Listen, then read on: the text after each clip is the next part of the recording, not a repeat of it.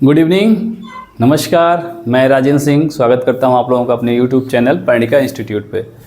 चलिए, तो आज हम लोग जैसे कि अभी तक हम लोगों ने सिंधु नदी पढ़ा, गंगा नदी पढ़ा, ब्रह्मपुत्र नदी पढ़ा, नर्मदा ताप्ती पढ़ा।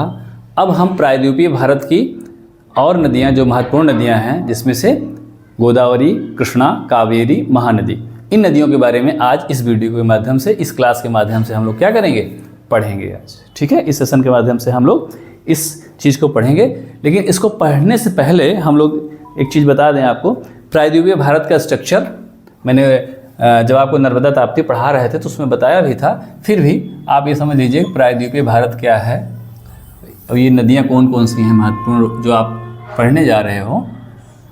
देखिए, जब आपकी प्रॉपर क्लास होती है पूरा फाउंडेशन वाला, तो इसमें हम पहले मैपिंग करवा देते हैं। ठीक है, पहाड़ पर्वत ये सब दिखा देते हैं। उसके बाद आपको नदियाँ बनाना निकालना सब थोड़ा ज़्यादा आसान होता है। अभी हो सकता है आपको कुछ पहाड़ों के बारे में नहीं पता है, पर्वतों के बारे में नहीं पता है ना, हो सकता है। अगर आप पढ़े हैं तो आपको पता होगा, बहुत ईजी गोइंग चीज़ें हो जाएंगी, लेकिन आपको हाथ से बनाना है। तो ये प्रायद्वीप है, भारत का क्या है, प्रायद्वीप। क्योंकि प्रायद्वीप वो क्षेत्र होता है जो तीन तरफ से जल से घिरा हो। तो इधर क्या है, बंगाल की खाड़ी, नीचे हिंद महासागर, इधर क्या है, अरब सागर, मोटा मोटा बड़ी। ठीक है, प्रायद्वीपीय भारत में ये जो है पश्चिमी घाट है और ये पूर्वी घाट है। ये देखिए, ये पर्वत श्रेणियाँ, ऐसे ऐसे पर्वत गया हुआ, ठीक है ना, पश्चिमी घाट पर्वत। और ये इधर से पूर्वी घाट पर्वत आता है जो थोड़ा बीच बीच में कटा है। ठीक है, यहाँ पे आके मिल जाते हैं दोनों नीलगिरी के पास। और ये है स्ट्रक्चर इसका। ठीक है ना, तो ये पश्चिमी घाट पर्वत है जिसको अलग अलग स्थानों पे अलग अलग नामों से जाना जाता है। ठीक, अब हमको नदियाँ पढ़नी हैं प्रायद्वीपीय भारत की, जिसमें से सबसे इम्पॉर्टेंट नदी मैंने आपको कल इसके वाले पहले वाले वीडियो में, मतलब क्लास में, ब्रह्मपुत्र के साथ नर्मदा ताप्ती पढ़ा दिया था मैंने। तो नर्मदा ताप्ती आपको पढ़ाई जा चुकी है। तो ये बताइए कौन सी नदी है ऊपर वाली, नर्मदा, ये ताप्ती। लेकिन अभी आपको पढ़ना है गोदावरी के बारे में, कृष्णा के बारे में, और ये है नीचे एकदम कावेरी। ये तीन प्रमुख नदियाँ हैं और यहाँ पे एक नदी बहती है, महानदी। ठीक है, इसके अलावा छोटी छोटी बहुत सारी नदियाँ हैं, छोटी छोटी नदियाँ हैं, उसको हम लोग आज के बाद अगले दिन पढ़ेंगे। ठीक है, लेकिन हम इसमें से चार महत्वपूर्ण नदी पढ़ेंगे। कौन कौन सी, महानदी, गोदावरी, कृष्णा और ये कावेरी। काम आपको ये करना है कि आपको मेरे साथ हाथ से बनाना है। मैं बार बार कह रहा हूँ, हाथ से बनाना है।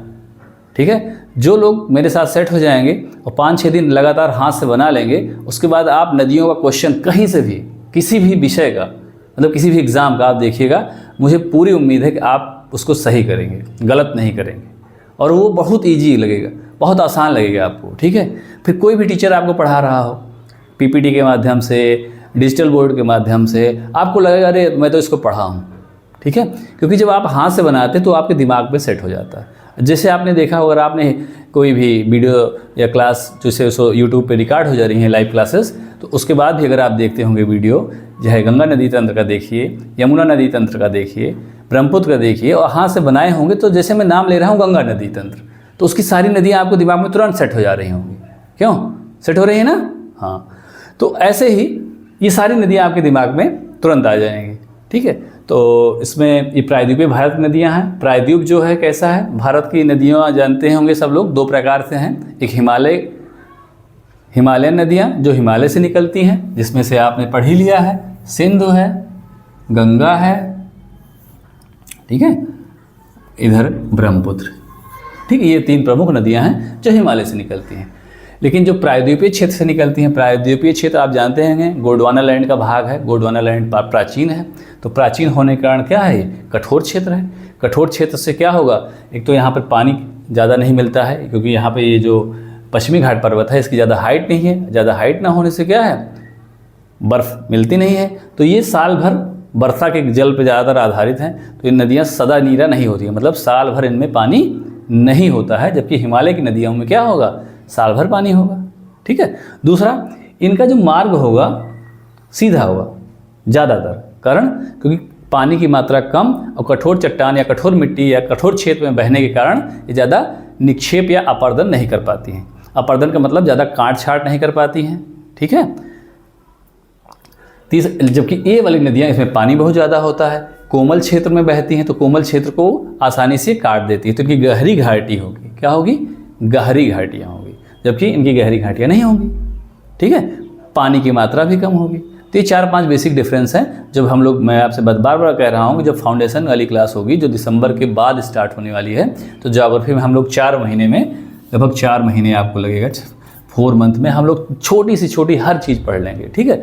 फिर आप कोई भी ज्योग्राफी से संबंधित एग्जाम देंगे, सिविल का, IAS, CDS, CPF, TGT, PGT, उसमें आप ये देखेंगे कि ज्योग्राफी के सारे क्वेश्चन आप बहुत आसानी से कर लेंगे, ठीक है। चलिए, तो लेकिन अभी हम नदियाँ पढ़ रहे हैं, तो हम भारत की नदियाँ, उसमें से एक नदी जो यहाँ पे है उसको हम शुरू करते हैं महानदी। तो आप लोग हेडिंग डालिए महानदी तंत्र। ये भी एक इम्पॉर्टेंट नदी है।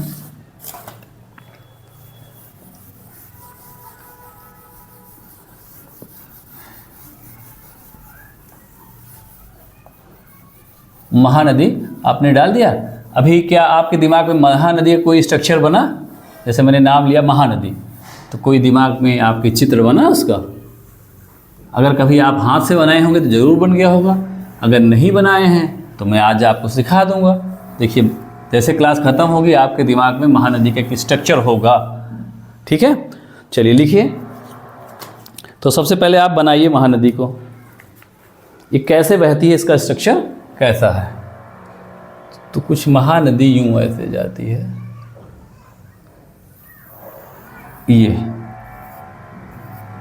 ये इसका स्ट्रक्चर महानदी का, ठीक है।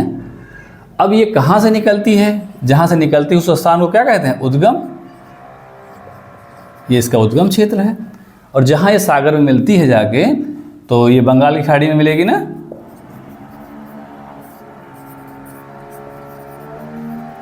ये बंगाल की खाड़ी में जाके मिल जाती है, जहाँ पे ये यनम, पुडुचेरी जानते होंगे आप लोग, पुडुचेरी की यनम क्षेत्र के पास ये जाके वहाँ पर मिल जाती, सॉरी यनम नहीं, उड़ीसा के कटक और भुवनेश्वर। कटक और भुवनेश्वर, 1 मिनट आप रुकिएगा।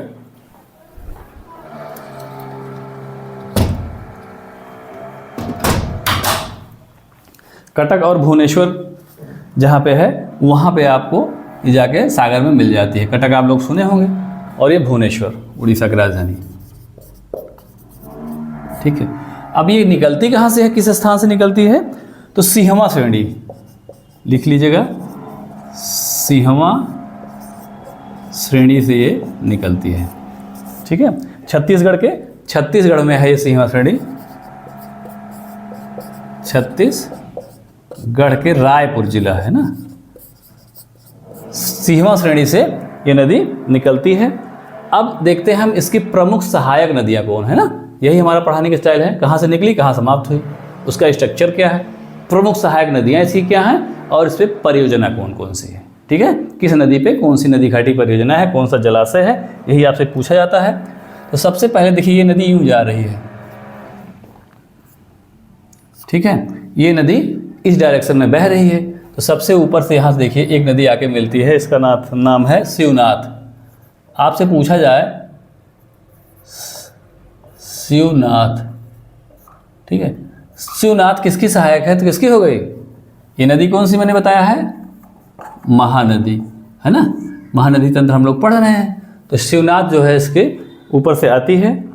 फिर मंद, दूसरी है मंद, ठीक है। फिर तीसरी है, सॉरी, शिवनाथ के बाद पहले, शिवनाथ के बाद है हंसदो, क्या कर दो? हंस दो। फिर मंद। फिर यहाँ पर एक हीराकुंड जलाशय है, आप लोग सब लोग जानते होंगे, बहुत फेमस है, महानदी पे स्थित है। यहीं पर एक नदी है ईव, ठीक है। तो ये प्रमुख सहायक इसकी बाएं सहायक नदियां हो गई, क्योंकि ये एंटी क्लॉकवाइज आके मिल रही है ना। तो तो शिवनाथ, हसदो, मंद और ईव। ठीक। दाएं सहायक इसकी जो नदियां हैं ये ओंग है और तेल। ओंग लगभग यहां पे आके मिल रही होगी, आप लोग एटलस में देखिएगा, ओंग। ठीक है। और नीचे वाली ये तेल कई बार पूछी गई है, तेल किसकी सहायक नदी है? तेल। और ये इंदिरा इसकी तेल की सहायक है, तेल। ठीक है। तो इसकी बाएं सहायक में शिवनाथ, हसदो, मंद और ईव, दाएं सहायक में तेल और ओंग। ये प्रमुख सहायक नदियां हो गई। अब ये जो जलाशय, जब ये जलाशय है कौन सा? हीराकुंड। हीराकुंड जो किस नदी पे स्थित है? महानदी पे। महानदी बनाया है, महानदी पे स्थित है। तो सिहवा श्रेणी से निकलती हुई शिवनाथ, हसदो, मंद, ईव नदी इसकी सहायक नदियों जो इससे आके मिल रही हैं, आगे बढ़ती हुई ये उड़ीसा में चली जाती है और उड़ीसा में भुवनेश्वर प्लस कटक के पास क्या है, जाके बंगाल की खाड़ी में सब गिर जाती है। ठीक है। तो इसके बारे में थोड़ा सा आप लिख लीजिए 2-3 लाइन महानदी के बारे में। महानदी का उद्गम मध्य प्रदेश के छत्तीसगढ़ के रायपुर जिले के सिहवा नामक स्थान से होता है। यह नदी उड़ीसा में बहती हुई बंगाल की खाड़ी में गिर जाती है। उड़ीसा में बहती हुई बंगाल की खाड़ी में गिर जाती है। ठीक है। अगला पॉइंट लिख लीजिएगा। अब ये प्रश्न पूछा जाता है कि इस नदी द्रोणी मतलब इस नदी बेसिन का किन किन राज्यों में विस्तार है। जैसे अब ये सब नदियां हमने बताया था ना, उसके अंतर्गत तंत्र पढ़ाया जा रहा है ना, तो इसकी नदी बेसिन, इनका भी जल उसमें समाहित कर लिया जाता है ना। तो किन किन राज्यों में है, तो इसको लिख लीजिएगा। इस नदी बेसिन का 53%, कितना परसेंट? 53% एमपी एवं छत्तीसगढ़ में, क्योंकि छत्तीसगढ़ पहले एमपी का ही भाग था ना, छत्तीसगढ़ में। शेष 47% उड़ीसा में है, उड़ीसा में है।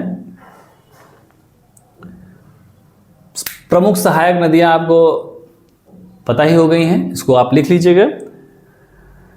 देखिए शिवनाथ जो नदी है, शिवनाथ जो मैं आपको पढ़ा रहा हूं, यहां पे एक जलाशय है, उस जलाशय का नाम है तेंदुला। तेंदुला। ठीक है, कई बार पूछा गया है। और हसदो पे एक जलाशय है कोरबा। कोरबा, तो यहां पे लिख लीजिएगा नदी और उस पर स्थित परियोजना या जलाशय। तो नदी कौन सी है? महानदी पे हीराकुंड, हीराकुंड, और शिवनाथ पे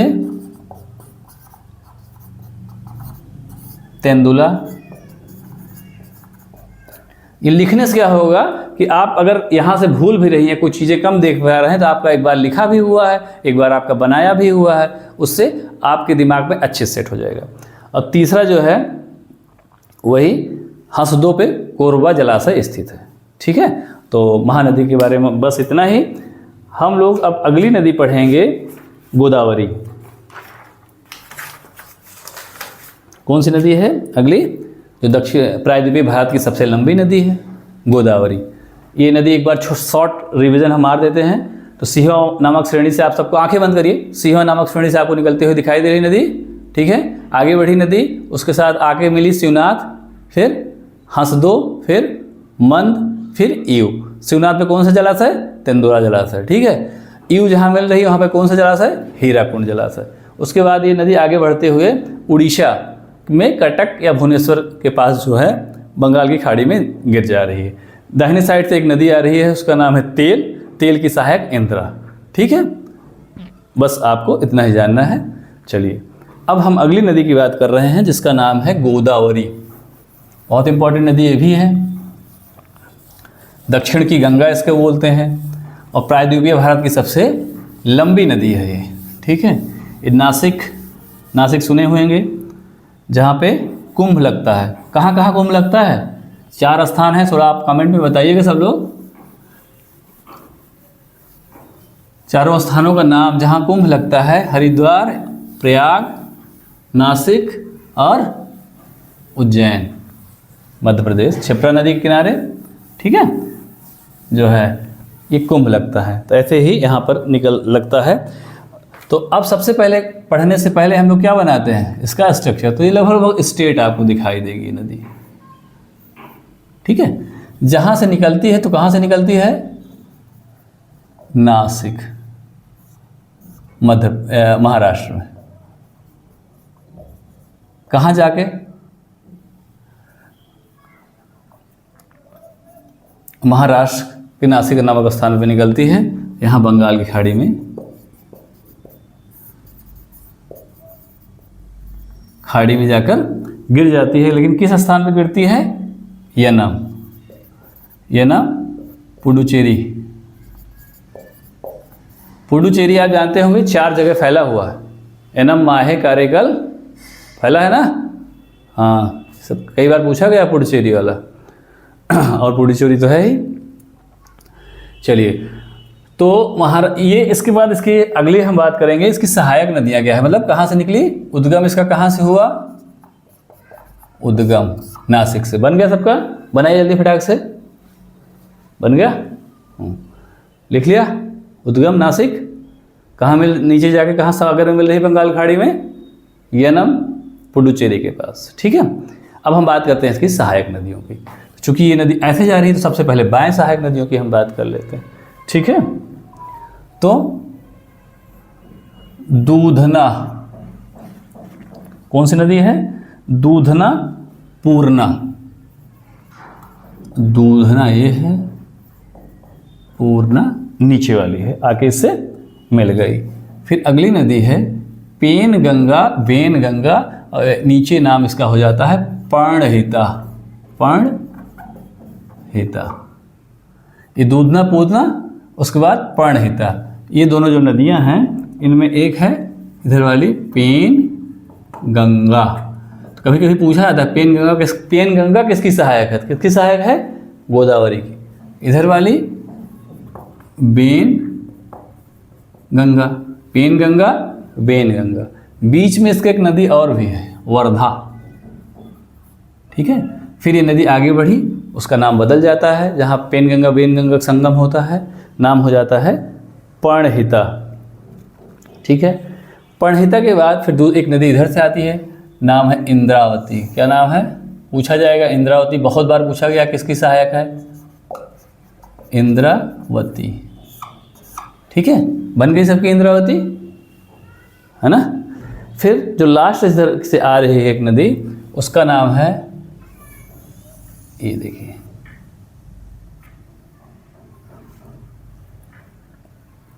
सिलेरू। क्या नाम है, सिलेरू, सिलेरू नदी आ रही है, ठीक है।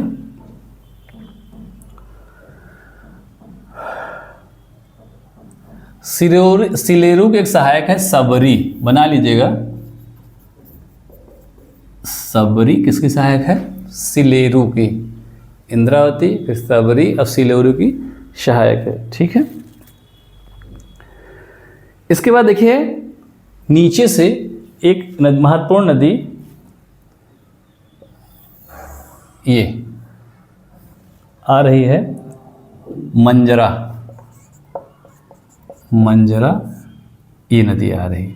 तो ये आपका हुआ किसका स्ट्रक्चर, गोदावरी का तो स्ट्रक्चर हुआ, ठीक है। इसकी सहायक नदियाँ हो गई गोदावरी की।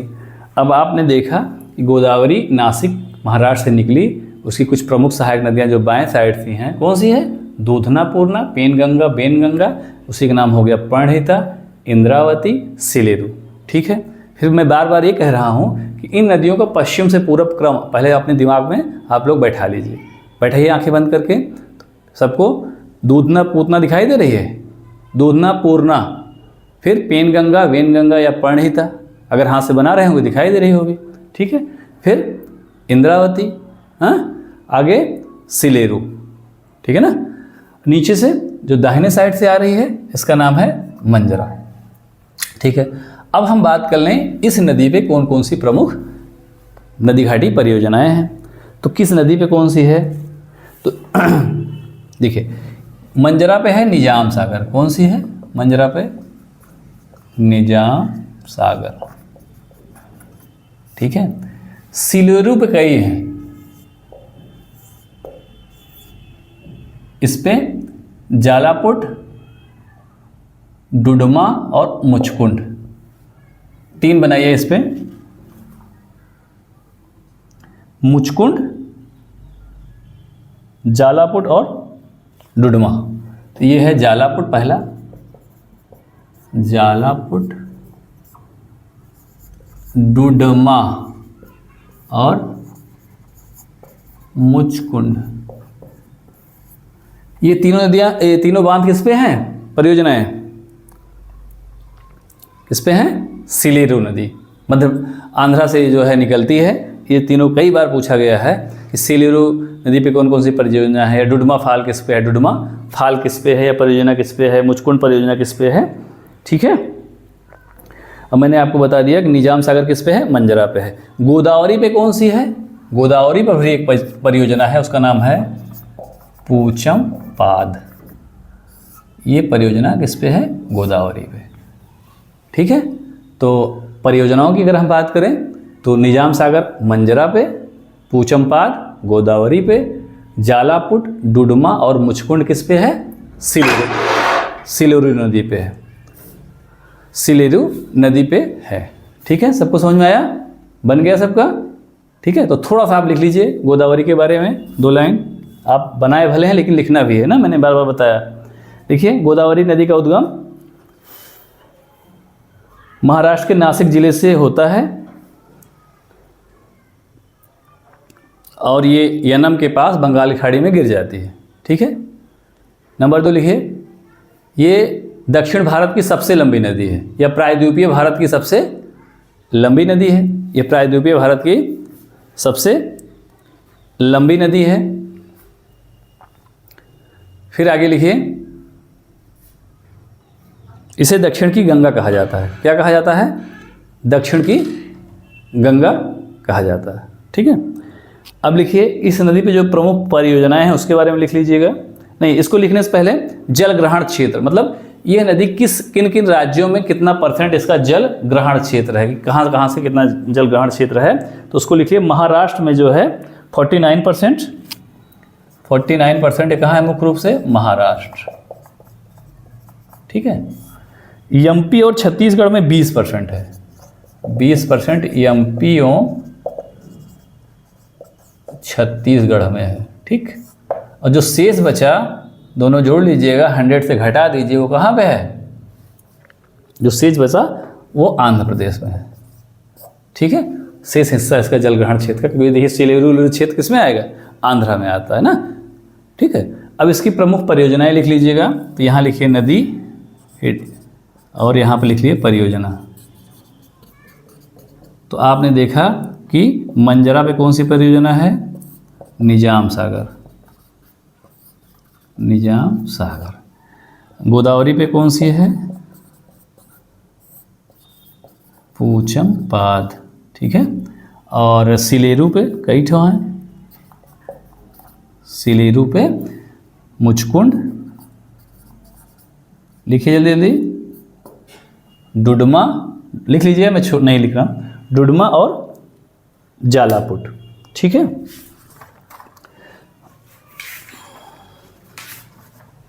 बन गया सबका? बन गया?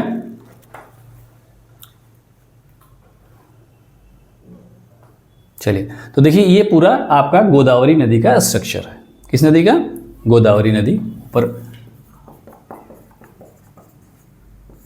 अब एक बार मैंने अब नाम लिया, जैसे पढ़ाते समय मैंने कहा था ना कि आपको गोदावरी क्या दिखाई दे रही है, तो शायद हो सकता है ना दिखाई देती रही हो, लेकिन अगर आपने मेरे साथ हाथ से बनाया है, अब आंखें बंद करिए, तो क्या आपको गोदावरी दिखाई दे रही है कि नहीं दिखाई दे रही है? आंखें बंद करिए, बंद करिए, आंखें बंद किया तो दिखाई देना शुरू हुई होगी। तो कहाँ निकलती हुई दिखाई दे रही है? नासिक, आगे बढ़ रही है, बंगाल खाड़ी में गिर रही है। इसकी प्रमुख सहायक नदियाँ दिख रही हैं। आंखें बंद, खोलना नहीं है ना, कॉपी देखना किसी को, ना एटलस अब देखना है। दूधना पूतना सबको दिखाई दे रही है। वेन गंगा, पेन गंगा, प्रणहिता दिखाई दे रही है। इंद्रावती सबको दिखाई दे रही है। सिलेरू दिखाई दे रही है। 80 परियोजनाएं दिखाई दे रही हैं, डुडमा, जालापुट और मुचकुंड। ठीक, नीचे से मंजरा, मंजरा कौन सी परियोजना? निजाम सागर। ठीक है ना। चलिए, तो ये नदी भी समाप्त होती है। अब हम बात करेंगे अगली नदी जो महत्वपूर्ण है, कृष्णा की। कृष्णा जो एक बहुत महत्वपूर्ण नदी है। कृष्ण भगवान भी बहुत महत्वपूर्ण हैं। तो कृष्णा शब्द ही बहुत इंपॉर्टेंट है, इसलिए नदी भी बहुत इंपॉर्टेंट है। ठीक है, इसको आप लोग जब भी एग्ज़ाम देने जाइए कृष्णा जरूर देख के जाइए। ठीक है, कुछ नदियाँ होती हैं जिसको जब एग्ज़ाम से पहले आपको देखना है। देखिए, अब हम लोग जो पढ़ रहे हैं इससे हमारा क्या हो रहा है, नदी का उद्गम, उस पर कौन सी परियोजनाएं हैं ये हम लोग जान जा रहे हैं, नदी का स्ट्रक्चर समझ जा रहे हैं। ठीक है, अगर किसी नदी में कोई नवीन चीज़ होती है, कोई नई परियोजना लॉन्च होती है सरकार द्वारा, तो आप क्या करेंगे, उसमें अपने मैप में अपने नोट्स में उसको ऐड करते चलेंगे। ठीक है, या कोई आपको विशेष फैक्ट मिल जाता है तो उसको ऐड कर लेंगे।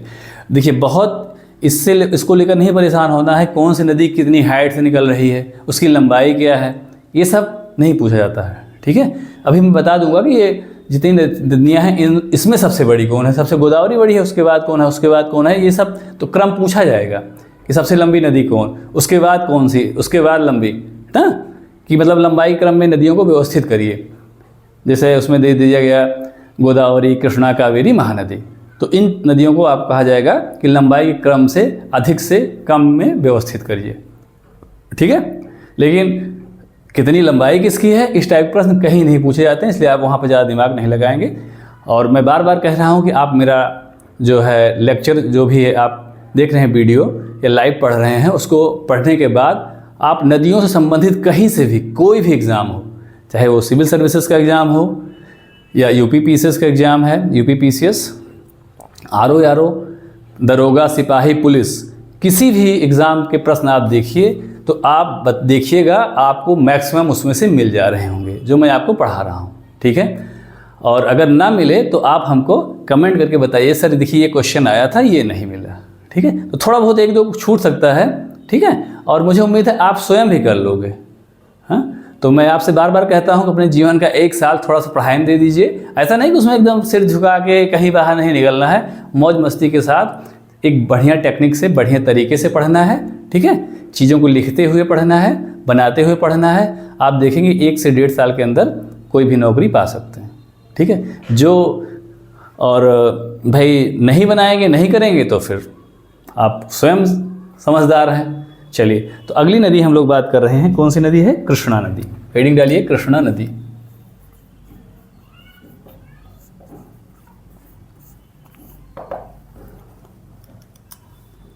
ये प्रायद्वीपीय भारत की दूसरी सबसे लंबी नदी है आफ्टर किसके बाद, गोदावरी के बाद। ठीक है, अब पहला बात इसका स्ट्रक्चर कैसे बनता है, सबसे पहले हम लोग स्ट्रक्चर की ही बात करते हैं ना, फिर कहाँ से निकलती है, कहाँ जाके समाहित हो जाती है ये। ठीक है, ये कुछ ऐसा इसका स्ट्रक्चर है, नागिन की तरह, नाग की तरह। ठीक है, इसलिए मैं कह रहा हूँ ना खतरनाक नदी है। ठीक है, कृष्णा को ध्यान रखिएगा। ये महाबालेश्वर कहाँ से निकलती है, महाबालेश्वर, सह्याद्री, जिसको महाबलेश्वर, सह्याद्री, कहीं छोटे मोटे एग्जाम में सह्याद्री पूछा जा सकता है, तो सह्याद्री के पास या महाबालेश्वर से निकलती है और फिर ये बंगाल की खाड़ी में जाके गिर जाती है। यहाँ पर क्या है, बंगाल की खाड़ी। ठीक है, नीचे जो है एक बार आईएएस में पूछा गया कि जब मिलने लगती है तो या कौन सी नदी फॉल्स पॉइंट बनाती है, तो ये नदी बनाती है फॉल्स पॉइंट। ठीक है, तो ये फॉल्स पॉइंट देख लीजिएगा आप लोग।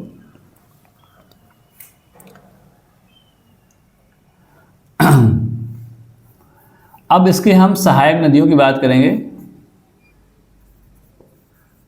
फॉल्स पॉइंट, इसके हम अब सहायक नदियों की बात करेंगे। कौन कौन सी इसकी प्रमुख सहायक नदियां हैं, मैं ऊपर से कृष्णा मिटा दे रहा हूं अभी। ठीक है, तो देखिए अब ये नदी इस डायरेक्शन में बह रही है, किस डायरेक्शन में, हाँ, तो बाएं से कौन सी नदी आके सबसे पहले इससे मिलती है, कौन सबसे महत्वपूर्ण नदी है, तो एक है भीमा। कौन है, भीमा। इधर हैदराबाद किस नदी में बसा है? मूसी। मूसी किसकी सहायक है? कृष्णा की। एक मूसी नदी है, यह स्थान है हैदराबाद, जो कि मूसी नदी के किनारे बसा हुआ है। ठीक है। तीसरी एक नदी है मुनेरू, ये यहाँ पे आके मिल रही है,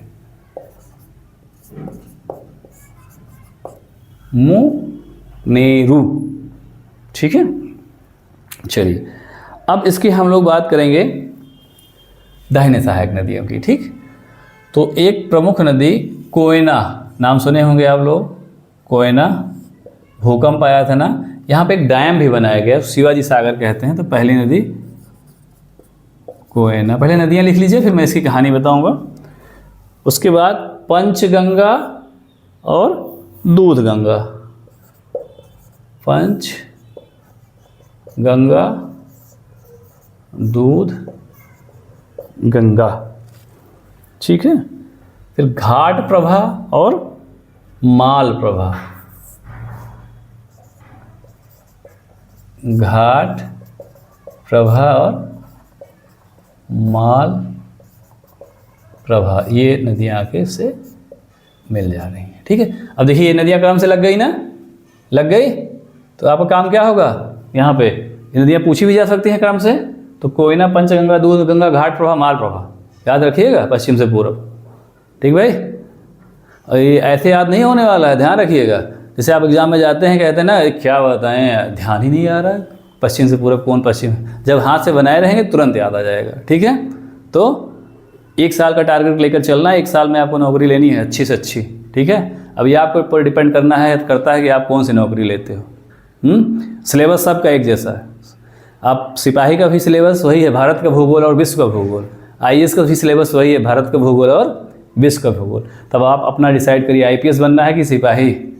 IPS तो ठीक है, वेरी गुड, IPS बनिए सब लोग, और 100% बन जाएंगे, ऐसा कुछ नहीं है। ठीक है। जो ज़्यादा मेहनत करेगा, मान लीजिए कोई नदियों को बना बना के पढ़ रहा है अच्छे से, कई बार पढ़ रहा है, लिख रहा है, हाँ, तो ज़्यादा बड़ी पोस्ट। जो थोड़ा धीमा हो गया वो डिप्टी SP बन जाएगा, उससे थोड़ा धीमा हुआ दरोगा बन जाएगा, एकदम धीमा हो जाएगा तो सिपाही बन जाएगा। ठीक है। सिलेबस सबका एक ही जैसा है ना। चलिए तो हम लोग आगे बढ़ते हैं। तो इन नदियों कोयना, एक बार आंखें बंद करिए, कोयना, पंचगंगा, दूधगंगा, घाट प्रभा और माल प्रभा। चलिए फिर आगे देखते हैं। एक महत्वपूर्ण नदी है तुंगभद्रा। कौन सी भद्रा? तुंगभद्रा। ये दो नदियों के संगम से बनती है, इसका नाम है तुंगभद्रा। दो नदियाँ तुंग और भद्रा,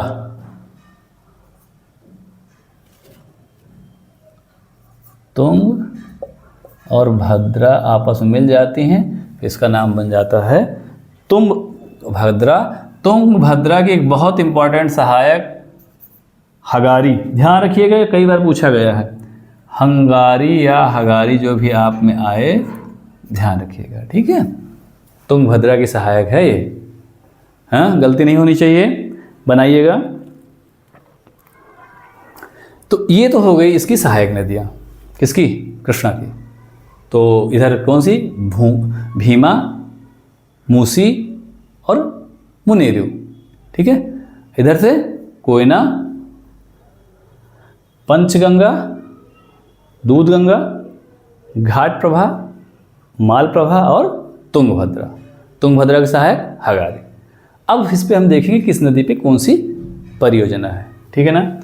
तो ये जो कोयना परियोजना किस पे है? कोयना परियोजना भी कहते हैं, या इसका नाम है शिवाजी सागर। क्या नाम है? शिवाजी सागर। ठीक है। देखिए हुआ क्या, जब से ये नदी बड़ी, मैं बार बार कह रहा हूँ ना कि आप पर्यावरण का सेक्शन इसमें ज़्यादा आता है, हर एग्जाम में आता है, PCS का, IAS का, कहीं भी देखेंगे तो पर्यावरण सेक्शन ज़्यादा आता है। तो ये वाला हिस्सा जो दक्षिण भारत का, प्रायद्वीपीय भारत का हिस्सा है, ये माना जाता है, इधर खासकर इधर वाला क्षेत्र, ये भूकंप से इसके ऊपर कोई इफेक्ट नहीं पड़ेगा। यहाँ जब भूकंप नहीं आएगा, ये जीरो भूकंप प्रवण क्षेत्र यहाँ पर नहीं है। हिमालय में तो हमेशा भूकंप आता है, प्लेटें टकराती हैं, लेकिन कोयना में एक बार भूकंप आ गया, कोयना भूकंप। के नाम से जाना जाता है। फिर उसकी एनालिसिस हुई कि भूकंप आया क्यों, यहाँ पे क्यों डिस्टर्बेंस हो गया पृथ्वी की प्लेटों में या नीचे, ठीक है। तो उसमें देखा गया कि यहाँ पर एक जलाशय बना हुआ कोयना नदी पर, शिवाजी सागर। जलाशय क्या करता है, मैं बार बार बता रहा हूँ, जैसे आप बांध बनाते हो, कोई नदी बांधते हो तो पानी इकट्ठा हो जाता है चारों तरफ। अब इस पानी इकट्ठा होने से क्या होगा, वेट बढ़ेगा, वेट बढ़े से पृथ्वी का तराजू डिस्टर्बेंस क्रिएट करता है ना।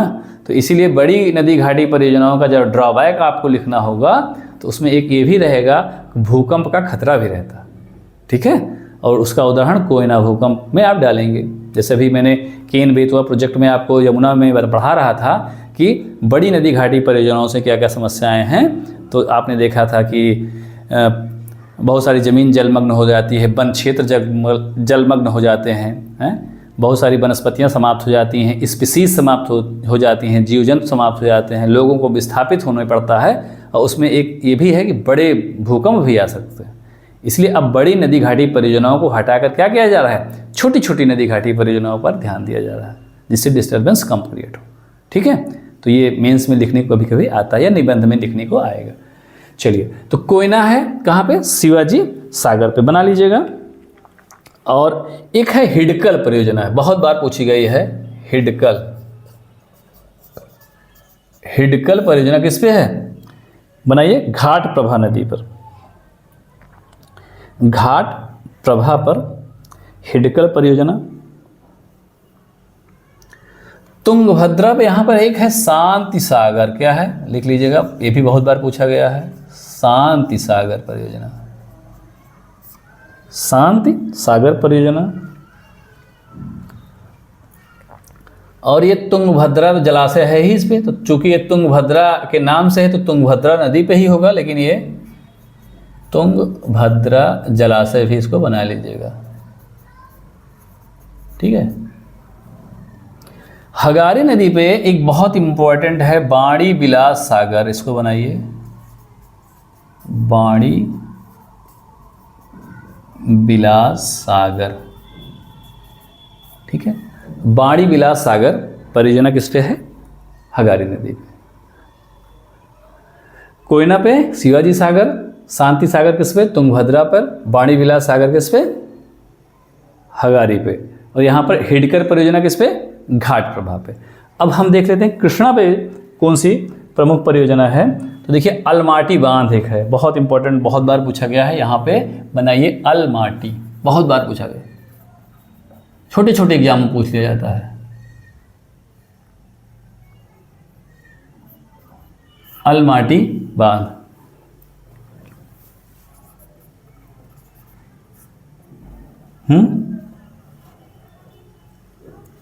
आगे देखिए, यहां पर नागार्जुन सागर बहुत बार पूछा गया है, बड़ा सा नागार्जुन सागर, सिपाही तक के एग्जाम में पूछ लिया जाता है कि नागार्जुन सागर परियोजना किस पे है, कृष्णा नदी पे। तो ये प्रमुख परियोजनाएं हैं, एक बार इसका क्विक रिवीजन हम लोग कर लेते हैं। हाँ, आंखें बंद करिए आप लोग, कॉपी कलम मतलब सब रख दीजिए, कीप साइलेंट, योगा की स्थिति में चले जाइए। इसमें हम लोग क्या करना है, योग भी करना है अपने दिमाग को कंसंट्रेट करने के लिए, ठीक है। बहुत मोबाइल हम लोग देखते हैं, मोबाइल देखते देखते क्या होता है, दिमाग हैंग हो जाता है। पढ़ाई कर रहे हैं, हाथ में मोबाइल है, हर 5 मिनट बाद 10 मिनट बाद तुरंत दिमाग कहाँ पे जाता है, मोबाइल पे, है ना। तो थोड़ा सा अपने ऊपर आत्म संयम रखिए कि आप निश्चय कर लीजिए कि हमको 2 घंटे तक मोबाइल को दूर रखना है ना, आप अपनी बुक से पढ़ना है, ठीक है ना। मैसेज नहीं देखना है, मैसेज वैसा सब कुछ ब्लॉक, उसका टाइम होगा, उस टाइम देखेंगे, 1 घंटे 1.5 घंटे 2 घंटे। क्योंकि होता क्या है, जैसे आप पढ़ना शुरू किए तब तक टिन से मैसेज बाजा, फिर आपका दिमाग कहाँ गया, लो देखिए किसका मैसेज आ गया, हैं। डेली स्टेटस लगा दे रहे हैं, फिर देखते हैं कितने लोग लाइक कर रहे हैं, कितने कमेंट कर रहे हैं, ठीक है। तो इन सब चीज़ों से क्या करना है हमको, 1 साल तक थोड़ा कम करना है, बंद नहीं करना है, कम करना है, ठीक है। आप कम करिए। चलिए, तो हम लोग कृष्णा नदी का थोड़ा सा एक क्विक रिवीजन मान लेते हैं हम। तो देख रहे हैं कहाँ से, महाबालेश्वर से निकल रही, सह्याद्री से आगे बढ़ी, हाँ। तो बाएं तरफ से अलमाटी भीमा नदी आके मिल गई, इधर से मूसी और मुनेरू। मूसी नदी में कौन सा है शहर, हैदराबाद। अब आइए दाहिनी साइड से कोयना नदी कौन सा उस पर है, शिवाजी सागर। पंचगंगा दूधगंगा पे कुछ नहीं, घाट प्रभा पे हिडकल, फिर मालप्रभा। फिर नदी जब आप देखेंगे तुंगभद्रा पे तुंगभद्रा जलाशय, शांति सागर, याद रखिएगा ये कई बार पूछा गया है। और यहाँ पर वाणी विलास सागर किस पे है, हगारी नदी पे। आपको आंखें बंद होने पे क्या होना चाहिए, ये सब दिखना चाहिए कि हगारी नदी मैंने बोला तो आपके सामने वो हगारी नदी बहती हुई दिखे, वहाँ पर वाणी विलास सागर भी दिखे, ठीक है। और अब देखिए कृष्णा पे अलमाटी बांध है और एक नागार्जुन सागर परियोजना है, ठीक है। तो दो शब्दों में हम पहले लिख भी लेते हैं, छोटा छोटा लिख लें, जल्दी से लिखिए कृष्णा नदी के बारे में। ये प्रायद्वीपीय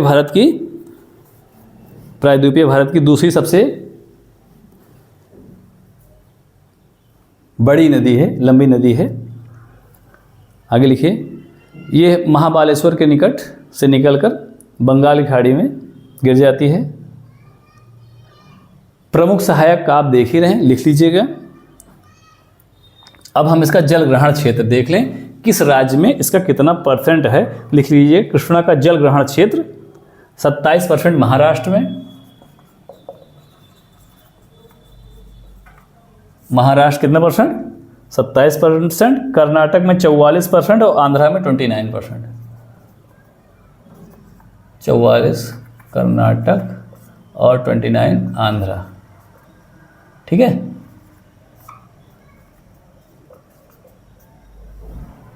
ठीक, तो इस प्रकार से आपकी अगला हुआ, इस पे कौन कौन से परियोजनाएं हैं, अगला लिखिए।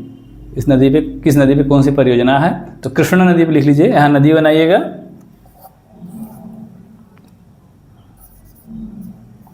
कृष्णा पे आपने देखा अलमाटी बांध और नागार्जुन सागर, नागार्जुन सागर, ठीक है।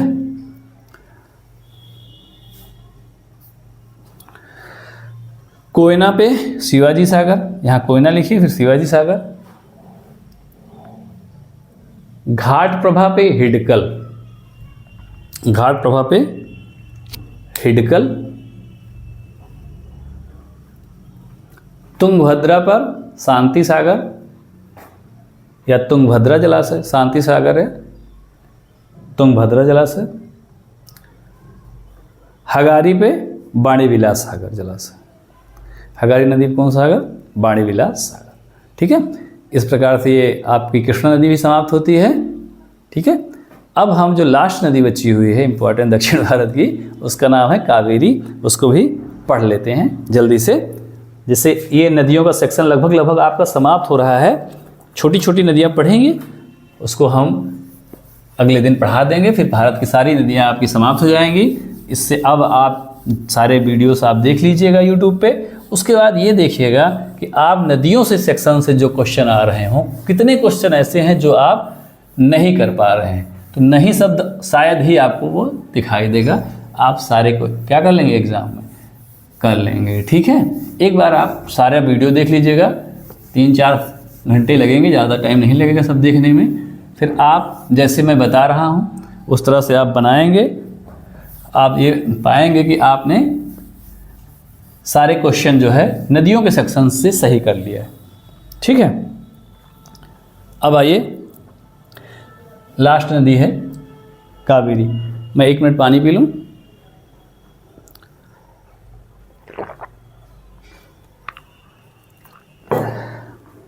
आप लोग भी बीच बीच में पानी वानी पी लिया करिए, ठीक है। तो कावेरी नदी पढ़ाने से पहले, मतलब बताना है, तो सबसे पहले हम लोग क्या बनाते हैं, कावेरी का स्ट्रक्चर बना लेते हैं कि कावेरी नदी का स्ट्रक्चर कैसा है। तो ये देखिए,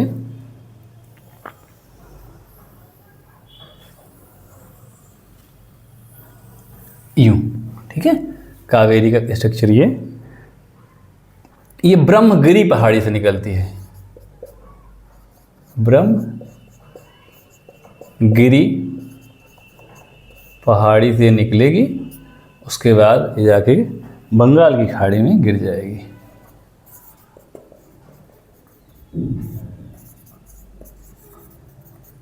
तमिलनाडु में ये बंगाल की खाड़ी में जाकर गिर जाएगी। तो ये नदी का स्ट्रक्चर हो गया कृष्णा का।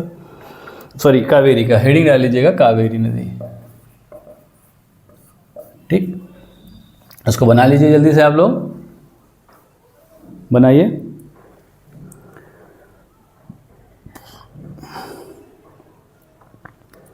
ब्रह्मगिरी पहाड़ी कहाँ है? कर्नाटक में, कर्नाटक के ब्रह्मगिरी पहाड़ी पे। ठीक है।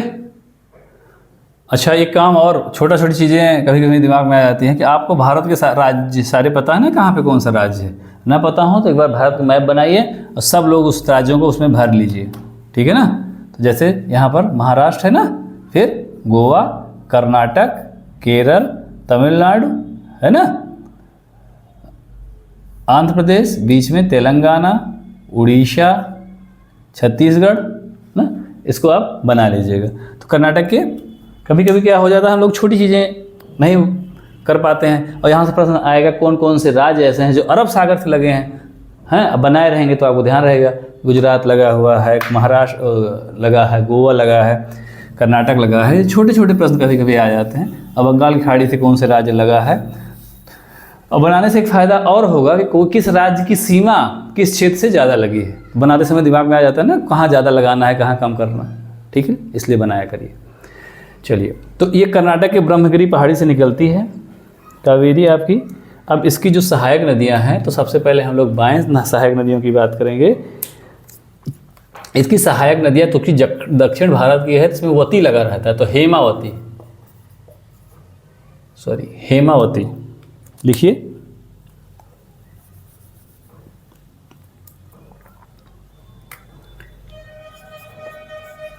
हेमावती, हेमावती की सहायक नदी है यगाची। ठीक है, फिर आगे बढ़ेगी। यहाँ पे थोड़ा सा ध्यान रखिएगा, सिमसा इसका नाम है। क्या नाम है? सिमसा नदी। ठीक है, फिर देखिए अर्कावती,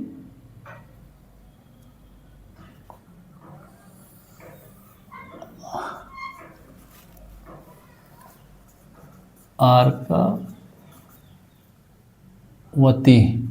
यहाँ ज़्यादा देखिए हेमावती, अर्कावती, इस प्रकार की आपको वती वती वाली नदियाँ ज़्यादा आपको दिखाई देंगी जो सहायक नदियाँ हैं। ठीक है, चोबराय, चोबराय। आप लोग स्वयं ही एटलस से इन नदियों को देखना है। एटलस में भी आप खुद इन नदियों को देखेंगे, ध्यान रखिएगा। एटलस का, अच्छा एटलस की डिफिनीशन क्या होती है पता है किसी को? एटलस का मतलब क्या है? हाँ, एटलस का मतलब है कलेक्शन ऑफ मैप, जिसमें मैपों का कलेक्शन हो, मानचित्रों का कलेक्शन हो, संकलन हो, उसे हम लोग क्या कहते हैं? एटलस। तो एटलस में आप देखे होंगे बहुत सारे मानचित्र रहते हैं, तो उसमें मानचित्रों का कलेक्शन रहता है। ठीक है, तो ये प्रमुख नदी हो गई, हेमावती, यागची, सिमसा, अर्कावती और चोबराय। अब हम बात करेंगे दाएं सहायक नदियों की। तो ये देखिए यहाँ पे एक आ रही है लक्ष्मण तीर्थ। क्या नाम है? लक्ष्मण तीर्थ। लक्ष्मण तीर्थ नदी जो इसकी दाएं सहायक है। फिर काविनी,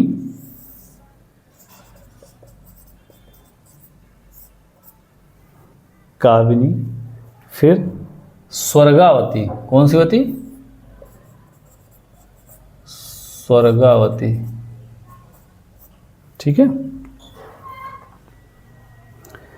मोयान एक नदी है जहाँ से टर्न ले रही है, यहाँ पर जुड़ रही है, मोयान। ठीक है, फिर अमरावती,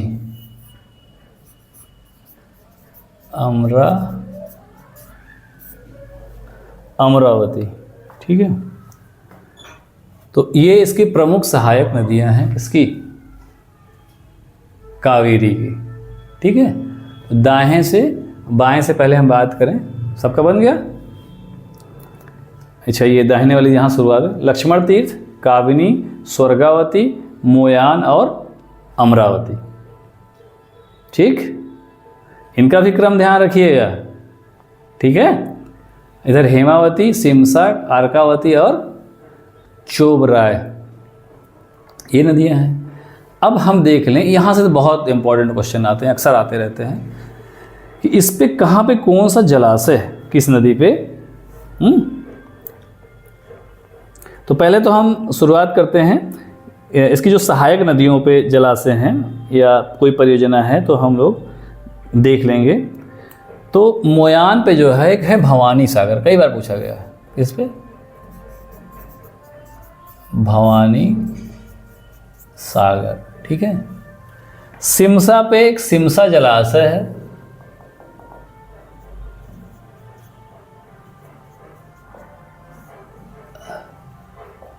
सिमसा जलाशय किस पे है, सिमसा नदी पे है, ठीक। उसके बाद अब कृष्णा पे कौन कौन सी परियोजनाएं हैं, इसको बहुत इंपॉर्टेंट है।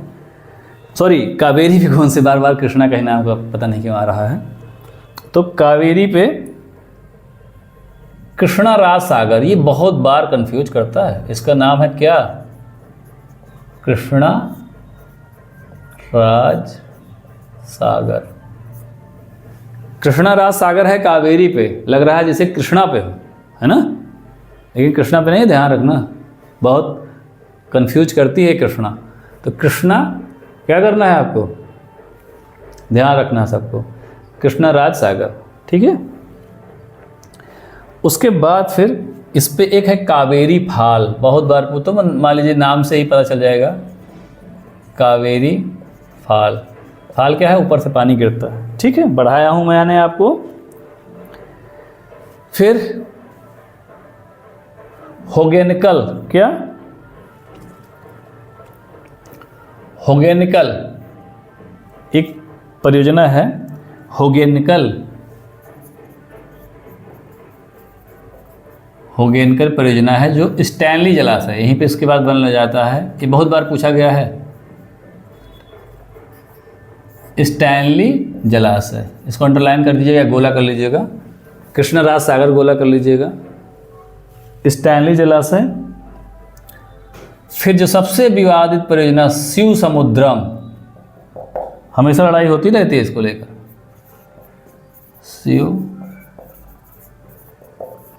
शिव समुद्रम परियोजना,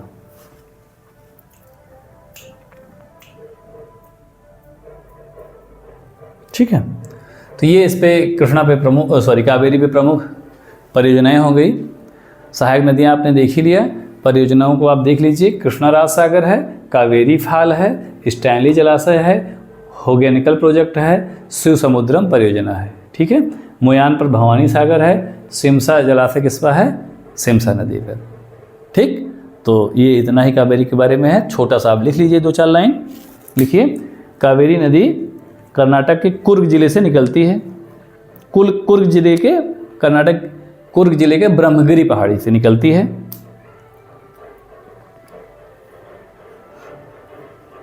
इस नदी के जलग्रहण क्षेत्र किन किन राज्यों में है, केरल में है 3%, लिख लीजिएगा, केरल में जलग्रहण क्षेत्र इसका है, कैचमेंट एरिया 3%, कर्नाटक में 41%, ठीक है, और तमिलनाडु में 56%, ठीक है। शिव समुद्रम परियोजना का विरोध तमिलनाडु वाले करते हैं, क्योंकि यहाँ से बांध बनाने से क्या हो रहा है, पानी यहीं रुक जाता है, कर्नाटक वाले पानी पाते हैं, इधर वाले पानी नहीं पाते, ठीक है। तो इसलिए जो है कर्नाटक वाले तो खुश हो जाते हैं, तमिलनाडु वाले परेशान रहते हैं। तो ये जलग्रहण क्षेत्र मैंने बताया केरल, कर्नाटक और तमिलनाडु में, ठीक है। अगला पॉइंट लिख लीजिए, कावेरी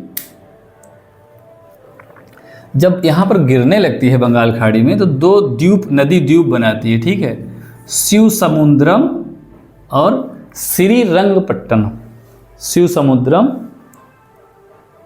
और श्रीरंगपट्टनम लिख लीजिएगा, शिव समुद्रम और श्रीरंगपट्टनम नामक नदी द्वीप का निर्माण करती है,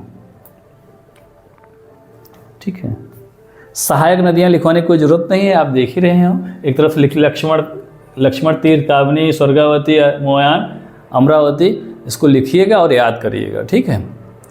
परियोजना मैं बार बार कहता हूँ, यहाँ लिखिए, फिर भी आप अलग से एक जगह लिख लेंगे कि नदी तो कावेरी पे ही ज़्यादा है। यहाँ पे परियोजना कावेरी पे एक तरफ से आप लिखते जाइए, कृष्णा राज सागर, ठीक है, कावेरी फाल, होगेनकल, स्टैनली जलाशय और शिव समुद्रम।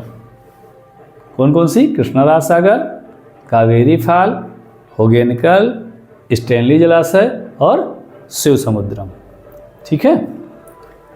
मोयान पे लिख लीजिएगा भवानी सागर। मोयान पे कौन सी? भवानी सागर, ठीक है।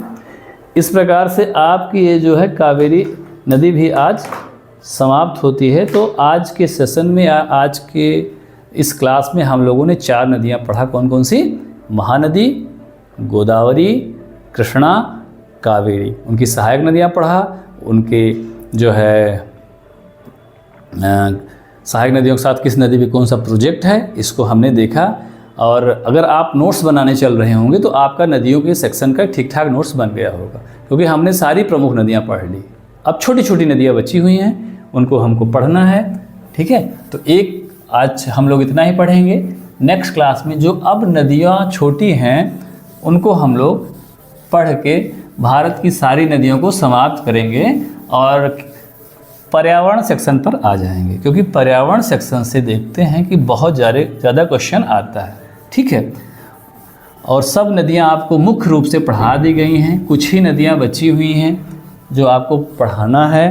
तो अब आप जो है कहीं से भी कोई भी एग्ज़ाम हो, उसमें मैं बार बार कह रहा हूँ कि नदियों का सेक्शन आप उठा के देखिए कि आप जो पढ़ाया गया, अगर आपने नोट्स बनाया होगा, ठीक है, तो क्या मैक्सिमम क्वेश्चन वहाँ से मिल रहे हैं कि नहीं मिल रहे हैं, पहली बात। क्योंकि हमको आपको चेक भी तो करिए कि मैं जो पढ़ा रहा हूँ सही पढ़ा रहा हूँ नहीं।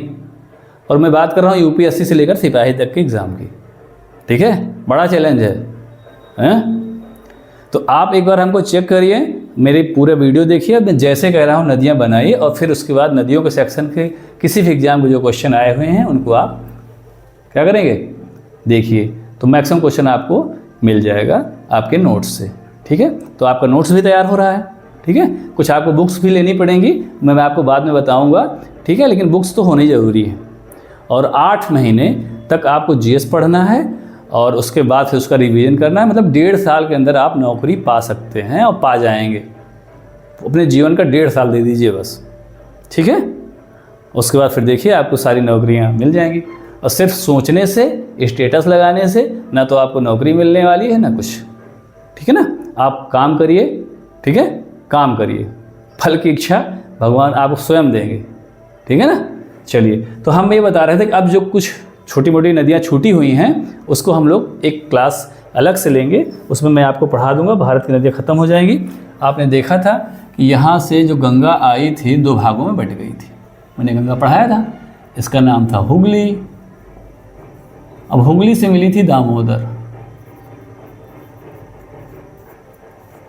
ठीक है। फिर दामोदर के नीचे आपको नदी दिखाई दे रही होगी स्वर्ण रेखा, इसको पढ़ना है भी आपको, स्वर्ण रेखा पढ़ना है। फिर आपको पढ़ना है ब्राह्मणी और बैतरणी, थोड़ा देखना है, बैतरणी,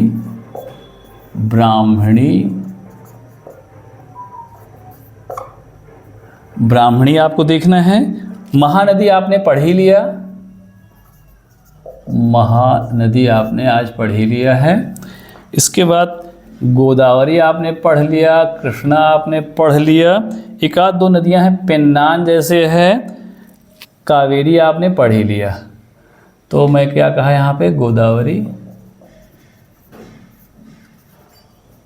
कृष्णा, पेन्नार और ये है कावेरी, ठीक है। लास्ट में ये बह गई, ठीक।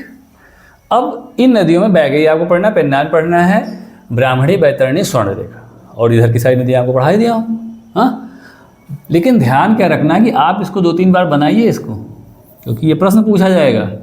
शुरू करेंगे दामोदर से, अब ब्राह्मणी, बैतरणी, महानदी, कि इसमें उत्तर से दक्षिण बनाइए इसको, ठीक है, उत्तर से दक्षिण से उत्तर नदियों को व्यवस्थित करिए। इसलिए आप इन सब चीज़ों को बनाइएगा, ठीक है ना। अब आइए इधर की कुछ नदियाँ बची हुई हैं, जैसे साबरमती, ठीक है। उसके बाद माही। माही की एक विशेषता जो कर्क रेखा को 2 बार काटती है।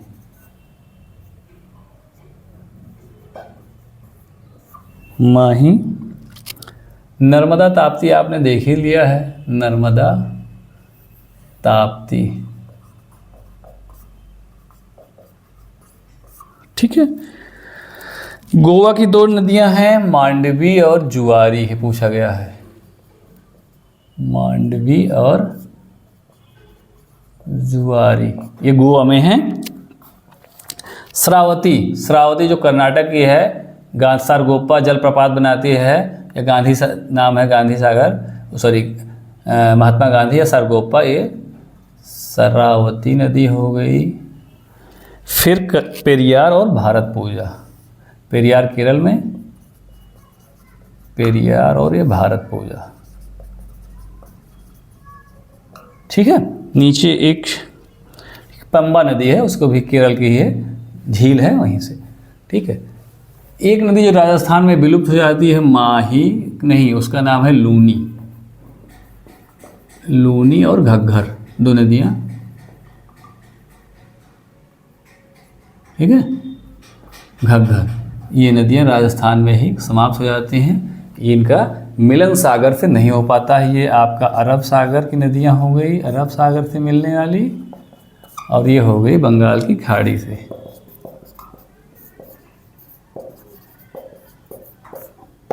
ठीक है। ये बंगाल की खाड़ी की नदियाँ हो गई। मैंने बार बार बताया इन नदियों को आपको क्रम देखना है, ठीक है। ये भारत की संपूर्ण मुख्य नदियाँ आपके सामने उपस्थित हैं, ठीक है, जिसमें से हिमालय की नदियों को मैं छोड़ दिया हूँ। इसमें ये गंगा तो बहरहाल बताया ही हूँ, गंगा है ये। ब्रह्मपुत्र अगर और इधर जोड़ देंगे तो ये ब्रह्मपुत्र हो गई, और ऊपर से जाएंगे, ऊपर अब ज़्यादा नहीं जा पाएंगे, और ये सिंधु, ठीक है। ये भारत की महत्वपूर्ण नदियां हैं जिसको हमें पढ़ना चाहिए, और हम लोगों ने बड़ी बड़ी सारी नदियां पढ़ ली, छोटी सी 2-4 नदियां बची हुई हैं, उसको हम पढ़ लेंगे। भारत का मैप बनाएंगे अब, जैसे मैंने बनाया है। इन नदियों को उस मैप पे आप उत्तर से दक्षिण सब व्यवस्थित करते रहिएगा। ये ज़रूरी नहीं है कि आपकी एकदम अच्छा से बहुत अच्छा मैप बने, ठीक है, क्योंकि आप लोग कहीं रह के अगर पढ़ाई करते होंगे, तैयारी करते होंगे, तो खाना बनाना पड़ता होगा, तो क्या रोटी पहली बार में गोल नहीं होती है, ठीक है। तो कोशिश करिए, बनाइए, और बनेगा धीरे धीरे, जैसा भी बनेगा, लेकिन आपके दिमाग में ज़रूर वो बन जाएगा। कॉपी पे कैसा भी बने, लेकिन दिमाग में जो है आपके ज़रूर बनेगा, मेरा ये दावा है। इन्हीं चीज़ों के साथ आज का हम लोग सेशन समाप्त करते हैं, फिर हम लोग नेक्स्ट डे मिलेंगे। थैंक यू, बहुत बहुत धन्यवाद आपको।